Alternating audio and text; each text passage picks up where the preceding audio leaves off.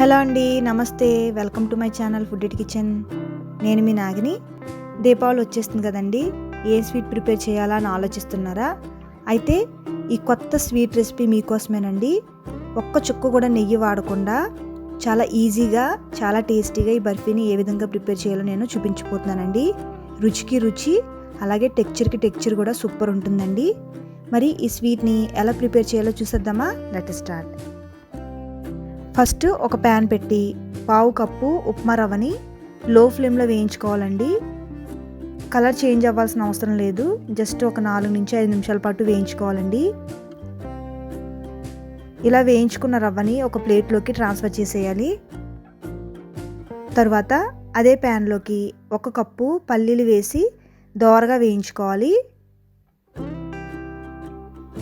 ఇలా వేయించుకున్న పల్లీల్ని ఒక ప్లేట్లోకి ట్రాన్స్ఫర్ చేసేయాలండి. కాసేపు చల్లారనివ్వాలి.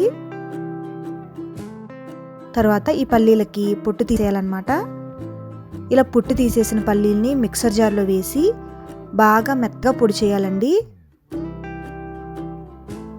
చూసారా? ఇలా పొడి చేసుకున్న తర్వాత ఇందులోనే వేయించుకున్న ఉప్మా రవ్వను కూడా వేసేసి పౌడర్ లాగా చేసుకోవాలి. మీ దగ్గర కనుక చిన్న చట్నీ జార్ లాంటిది ఉంటే కనుక వీటిని విడివిడిగా గ్రైండ్ చేసుకోవచ్చు. నేనైతే ఇక్కడ అన్నీ కలిపి వేసేస్తున్నానండి. ఈ పౌడర్ని ఒక ప్లేట్లోకి తీసేసేయాలి, పక్కనుంచుకుందాం. నెక్స్ట్ అదే ప్యాన్లోకి 1 కప్పు కాచి చల్లార్చిన పాలు తీసుకోవాలండి.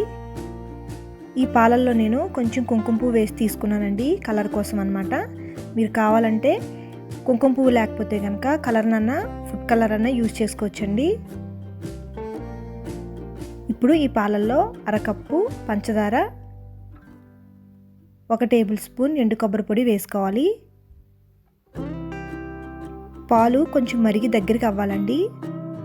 తర్వాత పల్లి పొడిని వేసి ఉండలు లేకుండా కలిగి పెడుతూ ఉండాలి.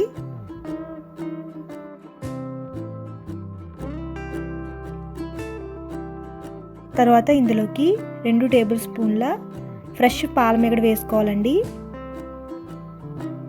లో ఫ్లేమ్లోనే దగ్గరికి అయ్యేంత దాకా ఉడికించుకోవాలి. ఇలా ప్యానానికి అంటుకోకుండా సపరేట్ అవుతున్నప్పుడు స్టవ్ ఆఫ్ చేసేయాలి. పల్లీలు కాబట్టి ఆయిల్ బాగా రిలీజ్ అవుతుందండి. దీని నుంచి అసలు మనం నెయ్యి వేయాల్సిన అవసరమే లేదనమాట. నెయ్యి వేసినట్టుగానే టెక్చర్ అది వచ్చేస్తుంది. అంతేనండి. తర్వాత ఇలా నెయ్యి రాసిన ప్లేట్లోకి ఈ మిక్చర్ని అంతా వేసేసుకోవాలి. ఉంటే కనుక మీ దగ్గర బటర్ పేపర్ని అన్నా సరే వేసి దానిపైన వేసుకోవచ్చండి. లేదంటే కేవలం నెయ్యిని రాసైనా సరే దానిపైన వేసుకోవచ్చు. ఇలా ఈవెన్గా వచ్చేలాగా నైఫ్తో కానీ లేదంటే అట్లకాడతో అడ్జస్ట్ చేసుకోవాలండి. తర్వాత ఇలా బాదం పిస్తా ముక్కల్ని వేసి గార్నిష్ చేయడమే. అంతేనండి. దీన్ని మనం సెట్ అవ్వనివ్వాలి కంప్లీట్గా. దానికోసం ఒక 4 నుంచి 5 గంటల పాటు అలా వదిలేయాలండి. 6 అవర్స్ తర్వాత ఇలా పీసెస్ లాగా కట్ చేసి సర్వ్ చేసుకోవాలి.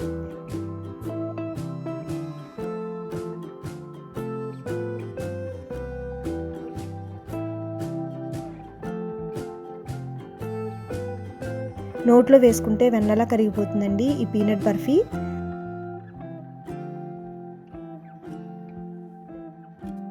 ఈ రెసిపీ నచ్చినట్లయితే కనుక మరి ఈ దివాళీకి తప్పకుండా ట్రై చేసి టేస్ట్ చేయండి. మీకు ఎలా వచ్చిందో కామెంట్ సెక్షన్లో కామెంట్ చేయండి. మళ్ళీ మరొక కొత్త రెసిపీతో మీ ముందుంటానండి. అంతవరకు సెలవు. నమస్తే.